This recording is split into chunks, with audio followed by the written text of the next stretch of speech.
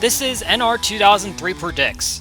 Using constantly updating ratings, we determine where Monster Energy NASCAR Cup Series drivers will place at any given track any given week.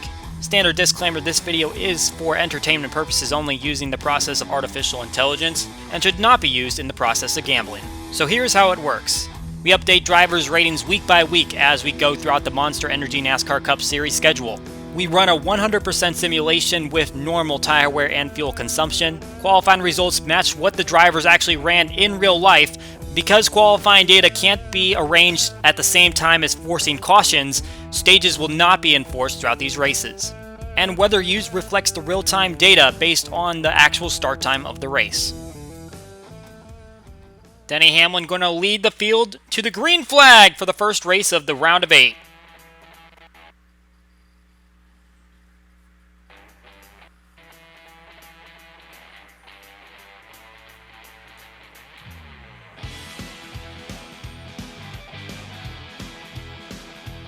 What a jump for Hamlin right off the bat. Gets out in front of the field and he's going to lead lap number 1. The winner last week at Kansas got himself into this round. Driver that did not get himself in, Brad Keselowski. He is on the outside now and he is not going to be contending for the championship this season. He is the most recent winner at this racetrack and obviously still going to compete on this circuit and maybe try to help out his teammate Ryan Blaney in front of him. Here's another one of the Penske teammates, Joey Logano, who kind of bumped and ran to a victory last season that ultimately led him to the championship board to get his first title in the Cup Series. The winner of this race last year over Martin Truex Jr. going to try to make it another one. Jimmy Johnson, the winningest active driver at this racetrack, hasn't gotten a victory here since the fall race in 2016 and obviously on a big winless streak at the moment. Right now he kind of runs mid-pack, not doing too well right now. Hamlin's still out here in the lead and getting into a little bit of lap traffic, trying to navigate that. Last time Hamlin won here was 2015, but he is a 5-time winner at the circuit. Trying to go for 6. So he's got some of the cars coming up behind him. Here comes Chase Elliott to his inside, and he is going to take over the top spot. Obviously, Elliott was the car to knock Keselowski out of the playoffs, and now he's showing his strength to get up to the lead, but we got trouble here in turn number 1. That is Michael McDowell spinning around with Paul Menard. That's going to bring out our first caution of the day. So we'll take the green flag, and Denny Hamlin able to get off pit lane first as everyone goes for pit stops. Lead them around on the outside line, a few cars a lap down. Kurt Busch, a 2-time winner at this race circuit.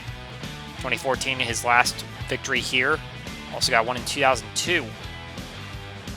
Trying to see what he can do after he got eliminated from the playoffs in the round of 16.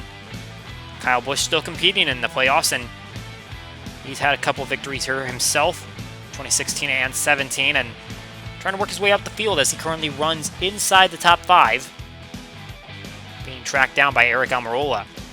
Little contact right here with another JGR car. Ricky Stenhouse Jr. going to bounce off the curb. Austin Dillon tags him, and Alex Bowman plows right into the 3-car. No caution, actually, but that damage is going to take the 88 out of the race. Kevin Harvick, a past victor here and also part of the playoffs, finds himself a little bit mid-pack. He is outside of the top 10 at the moment. Going to try to get to the inside of Paul Menard while Chris Buescher's down there as well. And Ryan Newman, another driver to take a victory here at the circuit. Came back in 2012. Obviously got eliminated in the round of 16, but also trying to put up a good performance today. Try to see what he can carry into the next season.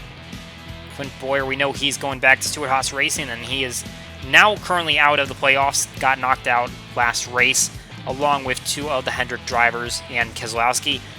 But trying to put up a good performance here as he runs inside the top 10. Here's a driver change to take note of. Matt Crafton filling in for Matt Tifft, who had a undisclosed medical condition just before practice yesterday at the racetrack, so Crafton is filling in that seat, driving the 36 for this race. We're going to see what he does in one of his rare starts in the Cup Series. He did run for Paul Menard a couple weeks ago. We see here there's a little bit of traffic as these leaders try to navigate drivers all around, and Austin Dillon coming down. Aggressive move to get down to pit lane. I don't think he even hit the commitment line, but it looks like he had a problem of some sort. Here comes Ryan Blaney, and he's found his way to the lead. A driver that got his victory at Talladega last round is trying to see if he can go ahead and get a victory here and lock himself into Homestead. Now we see Paul Menard is coming down for a pit stop. He has already completed that. He's coming off pit lane, but looks like another driver that came down for something unscheduled. We'll see if this green flag run runs its length, so this way those drivers that come down early get back onto the lead lap. Chase Elliott really aggressive trying to get underneath Ricky Stenhouse Jr. Daniel Hemrick putting up a great performance on this half-mile paperclip oval. He got a pole last week at Kansas for RCR, and now he's running up here in the top 10 and trying to fight Chase Elliott and Kyle Busch for position. Contact here between two playoff drivers, and that's Martin Truex Jr. and Joey Logano. Reed Sorensen also involved, and believe that we're still under green at the moment. Interestingly enough, that was the two drivers that were involved in that incident last year that got Joey Logano to push Martin Truex Jr. out of the way, and they made contact just a little bit earlier in the race, and obviously not having to do anything for the win, as we saw Jimmy Johnson running inside the top 10. And now we see right here Aric Almirola trying to put Joey Logano a lap down. Gonna fight his way to get around him quickly, but as we look behind the 10 car, we see he's putting a little bit of a gap over Kyle Busch and Ryan Blaney. Truex Jr. coming down to pit lane because of that damage from that accident. Going to take his pit stop a little early. Hamlin coming around, and he is faded back a little bit. The pole sitter of this race still running in the 6th position, but not in the conversation for the lead at the moment after he looked solid in the early going. Kyle Larson, we haven't mentioned his name at all so far. He is outside of the top 10 at the moment, really not putting up anything flashy, and he's going to struggle to gain stage points and get points at the end of the race as there's traffic coming underneath him and kind of forcing him out of the way. Here comes a charge from Clint Boyer. Driver we weren't really seen to get up here, but obviously he is a past victor at this racetrack as well. He got that victory back in 2018. Trying to push his way up toward Kyle Busch, and Ryan Preece is putting up a solid performance here as well. He's outside of the top 10, but Chris Buescher, his teammate, is inside the top 10. Obviously, Preece, a modified driver. He's got to love these short tracks. We see Boyer now trying to look at Aric Almirola and Ryan Blaney up at the front. The lead changing hands a few times within the same group of drivers that are all putting up solid performances here. And now we're going to see green flag pit stops for the first time. Chase Elliott, Denny Hamlin coming down at the same time. They're crawling at that slow pace speed. And here comes Ryan Blaney and Kyle Busch at the same time. They're going to be staggering their stops a little bit, and it looks like when it all cycles out, Blaney will be out in front by a narrow margin over Clint Boyer. Meanwhile, because of those pit stops, that puts Joey Logano back on the lead lap. So I do believe he did come down to pit lane earlier on to fix that damage, but because everyone took the green flag pit stops before a caution came out, he was able to get back on the lead lap. Meanwhile, because Aric Almirola is up here in front of Kyle Larson, the 42 is going to try to fight for his lap back. Ultimately, that 42 did fall down a lap, and that's going to hurt him if he can't get back around the 10 car. For Michael McDowell, we talked about him earlier, having a 5th place qualifying run. Unfortunately, that run did not last for him, as it looks like he was too trimmed out for qualifying, not translating over into the race, and he is outside at the top 20 at the moment.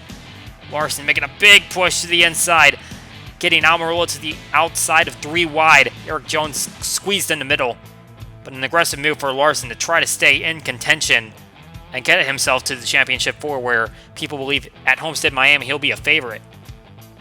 You can see the traffic that Denny Hamlin is trying to fight. Looking to get around some of these cars and get up to the 18 and the 10.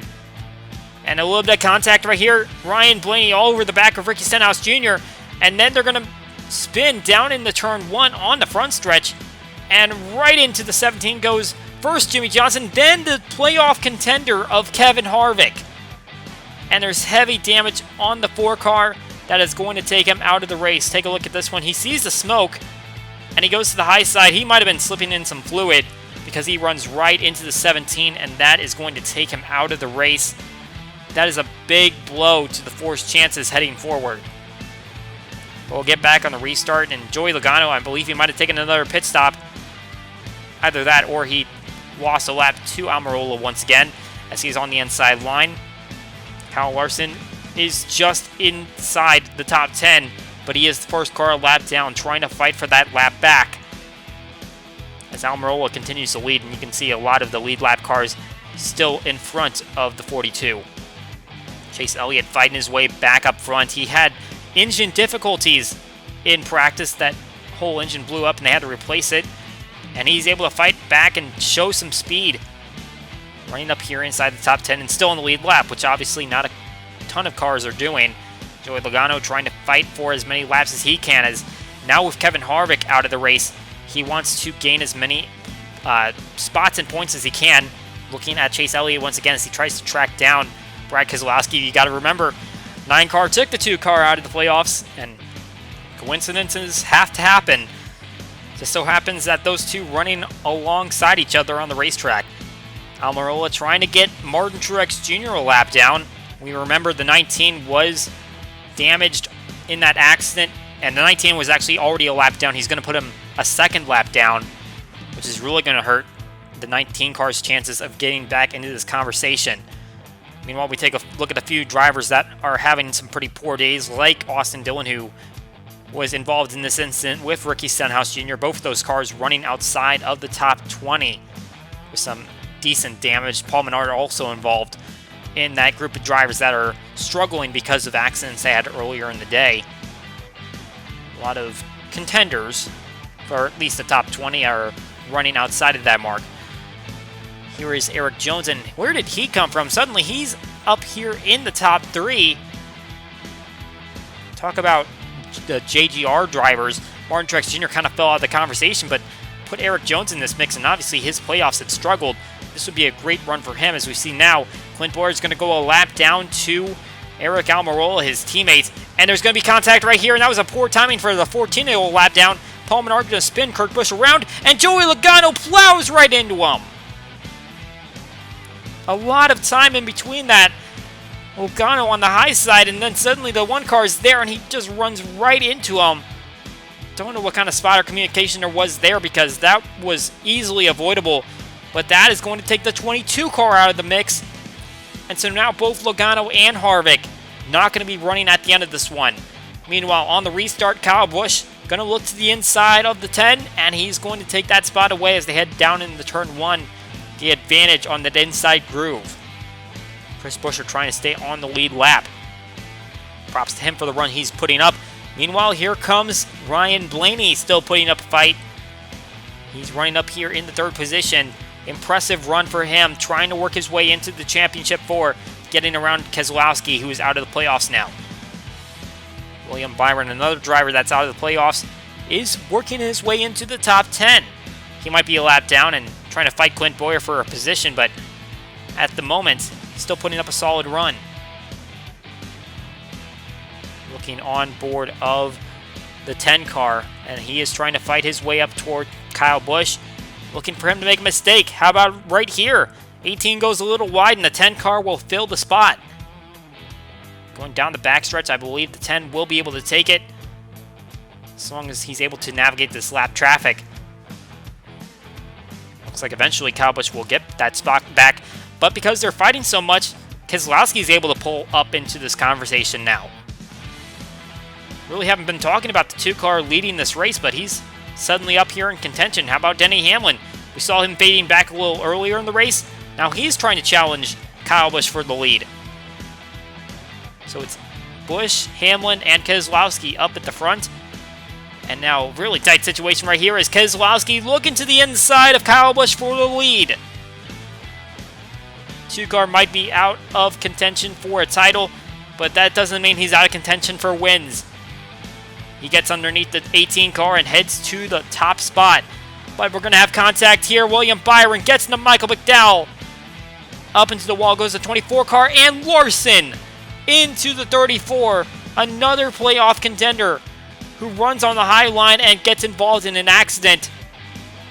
However, the 42 team is going to repair this thing to death, and they are going to stay on the racetrack still.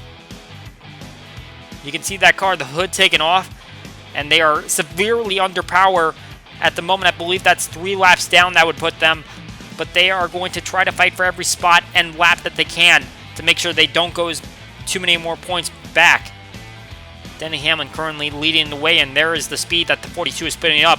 You can see it's way off the pace of everyone else, even some of those back markers.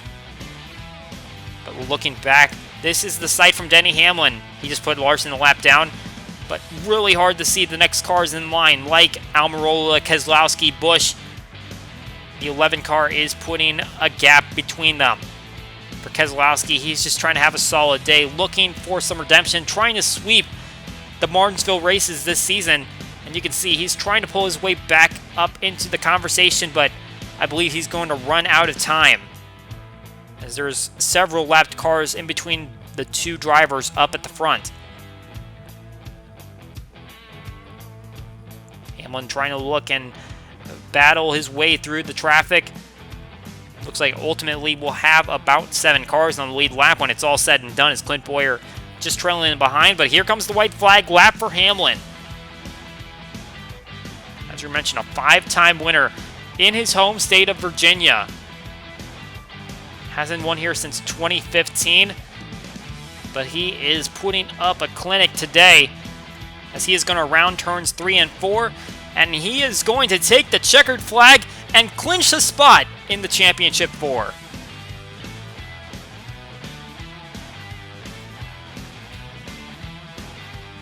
Hamlin is headed to Homestead, and he is going to try to fight for a title. That is win number 6 on the season for the 11 car. We take a look at where everyone else finished. Keselowski comes up in the 2nd position, a non-playoff driver now, along with Eric Almirola, who had a lot of laps led. I believe he led the most laps this race. Kyle Busch, Chase Elliott, 2 playoff contenders, end up in the top 5. Brian Blaney, admirable effort in the top 10, along with Chris Buescher and Ty Dillon, drivers we don't normally see up here. Looking further back, Martin Truex Jr. ends up in 18th position. Not a great day for him, but a little better than a few other drivers. Some of the other drivers that have dropped off earlier this season, William Byron, Ryan Newman, up here in 12th and 14th respectively. Kurt Busch in the 21st position. He had a little bit of troubles getting up to speed. Paul Menard with some damage on his race car, and Kyle Larson ended up dropping to 29th. I believe he restarted up in around 21st and 23rd. Matt Crafton ends up 31st in his fill-in position. And the drivers that dropped out, Joey Logano and Kevin Harvick, the most notable, because they're still in the playoffs. That is it for this edition of NR2003 Predicts. We hope you enjoyed the race, and we will see you all next time.